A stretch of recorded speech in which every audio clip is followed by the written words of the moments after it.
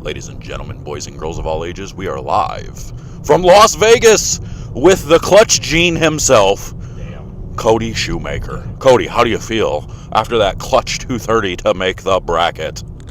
Well, it feels like I get to bowl today. No, I feel really well good. said, sure. Well said. Feels really good. Feels really good to get it done. You know? It's pretty sweet. If y'all haven't already seen that video, we just posted the full game. I kind of did some commentary. I apologize now for the F-bomb. I kind of might have felt bad about that 710 that was left. And what frame was that? Frame 4. Frame 4. He's 710, and that was not pretty. I was kind of upset about that. I might have thrown an F-bomb. Don't judge me. I was angry. You probably didn't want to hear what he said at the moment either. So there might have been a bag kicked and stuff in there somewhere. But I don't think it was him. I think it was Gotchel that actually kicked the bag. I'm going to blame him because he was standing right there. So Gotchel did move the bag after I kicked it. Because I did it and then stood against the chair. And then I turned around to fix it. And then it was fixed. And I'm like, all right. Shoda and him both were picking up bowling balls and stuff. There was only one ball in it. So, to be fair. He booted it. I just kind of hit it with the heel of my foot. Yeet! Yeah. It was kind of funny, but kind of not. Because I'm like, yeah, kick it again. Kick it again. So, anyway, we're in the bracket. We're good to go. I have my first match at 10 a.m., so we're going to record some footage for that. I don't remember. Who am I bowling? Harvey Ramos? Harvey Ramos. I think. I'm not sure who that is. I will meet him. I will meet him this morning. So, bowling at 10 a.m., first match. Man, bowling balls look pretty good. I got the Evoke. I've got the Pride Dynasty. I've got a new Ambush. Yeah, I know it sounds like an awful lot of motive balls because I've used an awful lot of motive balls this week. Slow balls look good. Slow balls. They're big slow balls have looked really good for what you like to do. For sure. My Magic Gem also looks really good.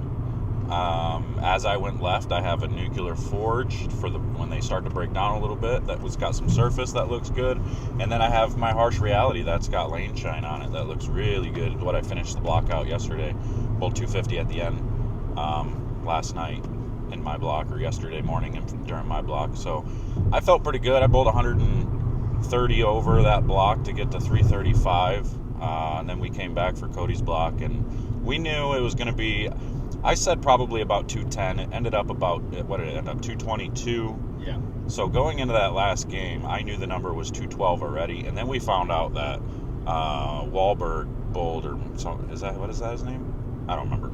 Some Mark bowled 240 to get to 218. So we knew at that point in like the sixth frame that the number was already up to 218. So Cody needed 210 to get there, and then he clutched up and threw like a 5 or 6 bagger at the end. He didn't need the first one in the 10th. He just needed count, but we thought he needed it. So yeah, I didn't know. I had no clue. I didn't look at the number. I didn't really care. I knew I was close. I had kind of assumed that 220 would get me in. So the first one in the 10th was the one that I was like, if we get this one, I feel like I was in. And if not, then if 240 over wasn't enough, then I was going home. You know, it is what it is. Yeah. But it was still, I mean, that was fun to watch. I got pretty excited for him. That's pretty cool. So now we've got a full day. Hopefully we both win our first 3 matches so we can be done for the day. Woo! Change our flights so we can stay for tomorrow. Otherwise, we got a 5 a.m. flight if we don't make it to tomorrow, which is going to suck. And we got to head back to Detroit for the PTQ, the doubles PTQ, which I'm really excited about that because we're both bowling really good right now. Yeah. So I think we're going to have a good time there. But first, the job's not done here. We have to get the. I like how this thing is like it's turning with how the car is turning. Oh. Like right now, so like it leans up as we turn. It's kind of funny. It's trying to level itself. Sorry, I've got you on the gimbal right now in the car, so it's kind of neat. It's pretty neat. It's pretty cool. You'll notice that I used the gimbal during like his block, and you can see I was like moving it around, and you'll see it in a vlog. It actually tracks him. So like I'm gonna use it again today, like during my block or during my squad or my. I'll be match. Recording all of his and doing a little bit of commentary during that. So yeah, so this is gonna be fun. This is gonna be pretty cool. Yeah. Admittedly, I was nervous yesterday. I haven't been nervous bowling in a while. I'm a little nervous and antsy today because I'm excited. I like it. So it's good to feel like I actually give a damn about bowling again. Yeah. I haven't felt like I gave a damn in a while. Not since before I got married. So that was a long time ago. So anyway, all right. So we are about 11 minutes from the bowl where we're gonna get ready. I didn't drill any balls this time. I got plenty to work with now, I think. And I don't think at this point there's a magic ball. It's just simply throw it great, watch what your ball does, and make the adjustments necessary. You know. Yes. So we're gonna see a lot of different things when you get down to this bracket format. It's gonna be a lot of different people doing a lot of different things. It's going to be dependent on what they want to do because there's multiple ways to attack this pattern on the fresh. So I think you're going to see guys that like to play straighter. I will not be surprised to see a lot of the touring professionals throw urethane. That would not shock me in any way, shape, or form because they can really shape a lane, and especially if they're bowling a guy that doesn't bowl on tour full time, it does some weird things to the lane, especially when you have this much oil in the lane. So you might see these guys use that as an option to make it a little funky because when you had 5 guys on a pair, if one guy threw urethane on a pair, it didn't matter. Like there was enough surface going down the lane that it didn't affect anything. So whereas in this, you only got 2 guys. So if you got a guy throwing urethane at like 7-8 and you're trying to play 15-8, your ball might do some funky things. So yeah, there could be some defense being played today. There's going to be an awful lot of offense, people trying to break the lanes down. Yeah. I mean, I think it's really going to depend on like who you're bowling. You know their tendencies. Like I don't know the guy I'm bowling. I have no idea what his tendencies are. So I'm just going to play my A game and hope for the best and see if I can't come wrong and win a match. So I was kind of sad when I figured out who I drew. Unfortunately. That is kind of rough. I mean, he bowled great all week, too. He bowled great. He crossed beside me. I bowled Chase. I don't want to butcher his last name, so I'm not going to say it. But he bowled phenomenal, and he did get 200 and some pins the first day on the burn, and then he went 60 over or whatever. But it sucks. We talked all week. He was there congratulating me when I shot 230 that last game. I said the same thing to him. And you guys were discussing he asked me in the parking lot. He's like, so man, I don't know what to do for the fresh. Like, what do you think? And I was like, I don't know, man. Like, this is what I'm gonna do. Like, you just gotta try something different. And then they post the bracket and we're bowling each other. So. Do you think he knew that when he was asking you? No, because they didn't have it up yet. I know, but if you look at the numbers of. Well, no, because remember they didn't have my sheet, so they didn't know what spot I was. Yeah. So. That is true. Yeah, so these guys got to bowl each other after they were just discussing in the parking lot.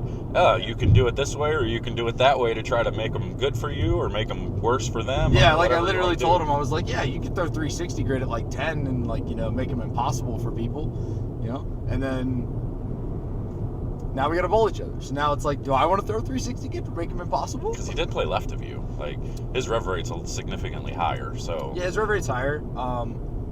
But I think he's a good enough bowler that he could play right, so I won't be surprised. I think it's going to also depend on what pair you're on. Topography in this place is funky. Hopefully you're on 59 and 60 with that bump. I'll just be right of it. I know, that's what I'm saying. I don't think he would. I'll just get right of it. Yeah, he would get. I don't know if he would get left of it or not. Because he doesn't strike me as the kid that wants to play straight very often, straight. Because his rev rate makes him kind of want to curve it a little bit. Yeah. So, yeah, I don't know. But. Yeah, so it'll be fun. I didn't drill anything either. I'm going to take a look at some of the options I've had. I've actually felt like I've had a pretty good look on the fresh. Sure shot 240 game 1 yesterday, and I'm sure in the video he mentioned I stone 8'd in the 9th, so. Nope, didn't mention that. Okay. Because we haven't done, you'll see it, I think. You'll see it. Who knows? But either way, yeah, so, I have a couple different ideas for what I can do to them. I'm going to try and not do what I did last year and wall them up for my opponent so my opponent shoots 730 at me because... Good idea. Yeah, that's not fun. No. So, yeah. I have a habit. The few times I made, with the exception of, what was it? It was a long time ago, 2009. That was when I was originally on Motive staff, when Motive was brand new. I won my first 3 matches, and I bowled Chris Barnes my 3rd match. And Brett was behind me, and he took a TR2, that big blue ball. Mm-hmm. And he's like, it's exactly what you said. Let's just snowball this. He took it at 180. He's like, throw it in the middle of the lane. Barnes wants to play left. You're better at playing further left than him. So we'll just throw it in the middle of the lane so he can't play that 15, 16 area. And then you can just get left of it. 20, 21. Yep. Yeah. And I shoot 720. I just beat the hell out of him. And then I proceeded the next day to get ran over by Smallwood and Devaney. And Devaney made the show. Yeah. Oh, I remember that. Yeah. Smallwood bowled 780 at me. Devaney bowled almost 800. Yeah. It's okay, well, thanks for playing. Last year, the last 2 years with the pattern's been, especially this year, the scores are a little higher. So since the scores are higher and they're not exactly that hard, there is the option to play defense. I know that, a lot of people want to make the comment, there's no defense in bowling.